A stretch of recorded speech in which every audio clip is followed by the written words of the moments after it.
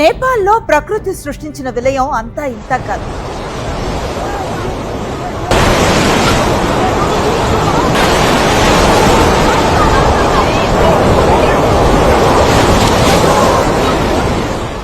Seconds వ్యవధిలో వరద రూపంలో విధ్వంసం విరుచుకుపడింది, మృత్యువు కబలించింది. ఇంతకీ అసలు ఇంత విధ్వంసం ఎలా జరిగింది?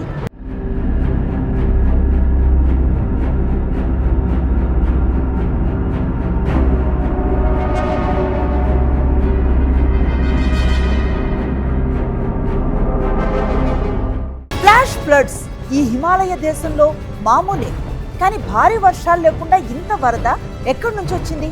హెచ్చరికల వ్యవస్థ ఏం చేస్తోంది? ఈ ప్రశ్నలకి సమాధానాలు చూద్దాం.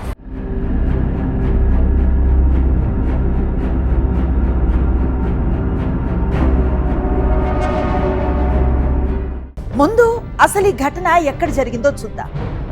నేపాల్ టిబెట్ ఉత్తర ప్రాంతంలో ఈ విధ్వంసం జరిగింది. టిబెట్ వైపు ఎత్తైన మంచు కొండలు ఉన్నాయి. కొండలపై నుంచి బొటెకోషి నది దిగువకు ప్రవహిస్తుంది.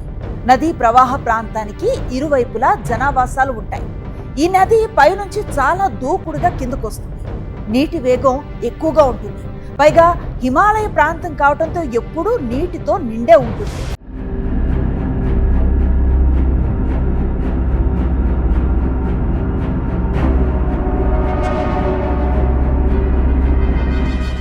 అసలు ఈ విధ్వంసానికి కొన్ని గంటల ముందే ఒక బీజం పడినట్లుగా తెలుస్తోంది. అయితే ఎవరూ దాన్ని గుర్తించలేకపోయారు. ఉదయం 8:37 ప్రాంతంలో నేపాల్ టిబెట్ సరిహద్దుల్లో ఒక్కసారిగా భారీ ప్రకంపనలు చోటు చేసుకున్నాయట. రిక్టార్ స్కేల్ పై దీని తీవ్రత 4.4గా 10 కిలోమీటర్ల లోతులో భూకంప కేంద్రం ఉన్నట్లుగా భావించారు. నేపాల్ కూడా ముందు ఇదే ప్రకటించింది. అయితే భూకంపం సంభవించిందా లేదా అన్న దానిపై మాత్రం స్పష్టత లేదు. అమెరికా మాత్రం మంచు పలకలు విరిగి పట్టడం వల్ల సెస్మిక్ సిగ్నల్ వచ్చిందని చెప్తున్నారు. దాన్ని భూకంపంగా అంచనా వేసినట్లుగా చెప్తున్నారు. అయితే దీనిపై స్పష్టత రావాల్సి ఉంది.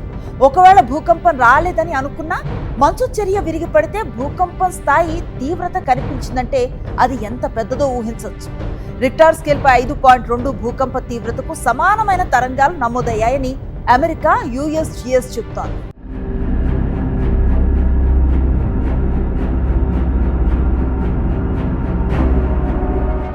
భారీ మంచు పలకలతో పాటు రాళ్లు కూడా విరిగిపడ్డాయి. లెండోకోల ప్రాంతంలో బొటెకోషి నదీ ప్రవాహంలోకి రాళ్లు మంచు చర్యలు వచ్చి చేరాయి.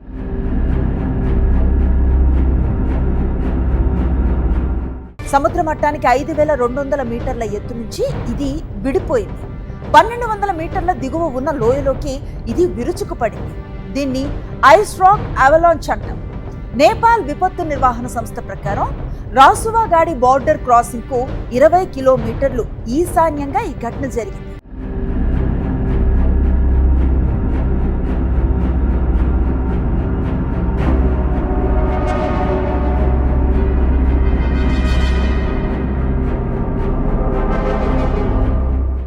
హిమాలయాల నుంచి లెండోకోషే నదీ ప్రవాహం సహజంగా కిందకి దూకుతుంది. అయితే మంచు రాళ్లు విరిగిపట్టడంతో ఆ ప్రవాహానికి అడ్డంకిగా ఒక కృత్రిమ ఆనకట్ట ఏర్పడింది. దీంతో నీరు అక్కడే భారీగా నిలిచిపోయింది. దీనికి తోడు మంచు కూడా కరగటం మొదలైంది.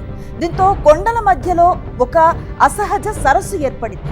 పైనుంచి వస్తూ ఉన్న నీటికి తోడు మంచు కరిగిపోవడంతో ఒక్కసారిగా ఒత్తిడి పెరిగిపోయింది.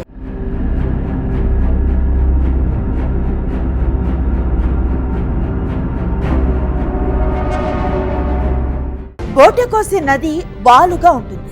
దీనికి తోడు పైన కొన్ని వందల మీటర్ల ఎత్తులో కృత్రిమ అడ్డుకట్ట ఏర్పడి నీరు పేరుకుపోయింది.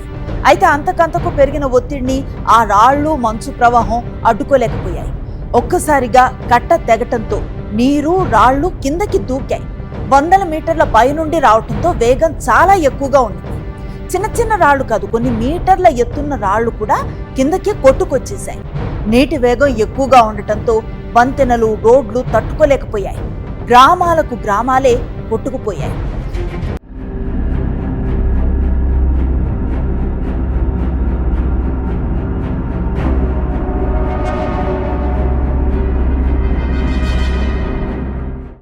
ఉదయం 8:37 సమయంలో భూకంపం సంభవించింది. గంట పాటు భోటేకోషి నది ప్రవాహాన్ని రాళ్లు, మంచు పలకలు అడ్డుకున్నాయి. ఆ తర్వాత ఇక ఆపలేకపోయాయి.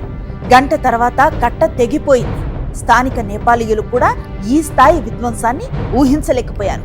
పైగా భారీ వర్షం కూడా లేకపోవడంతో నేపాలీ వాతావరణ శాఖ కూడా ఎలాంటి హెచ్చరికలు చేయలేదు. దీంతో ఎవరూ ఈ స్థాయి విపత్తుని ఊహించలేకపోయారు.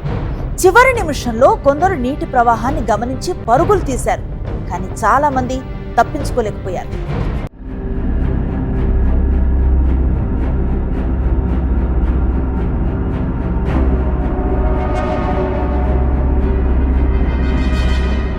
భోటేకోషి నదికి వరదలు రావటం మామూలే. స్థానికులకి ఆ విషయం తెలీదా అంటే తెలుసు. కానీ ఈ స్థాయి విధ్వంసాన్ని వారు ఊహించలేదు. గతంలో ఎప్పుడూ ఇలాంటి వరదని వారు చూడలేదు. ఇరుకైన లోయలు, వాలుగా ఉండే ప్రాంతాలు, వర్షపు నీరు కొండలపైనే చిన్న సరస్సులా నిలిచిపోతుంది. మన చెక్ డ్యాముల్లాగా. ఒక్కోసారి నీటి ప్రవాహం పెరిగితే అదొక్కసారిగా కిందికి ప్రవహిస్తుంది. పైగా వాతావరణం వేడెక్కుతూ ఉండటంతో మంచు వేగంగా కరిగిపోతుంది. ఇవన్నీ ఎప్పుడూ భోటేకోషి నదిని ప్రమాదకరంగా మారుస్తాయి. దానికి తోడు హైడ్రో పవర్ ప్రాజెక్టులు వంటివి నదిని మరింత ప్రమాదకరంగా మార్చాయి.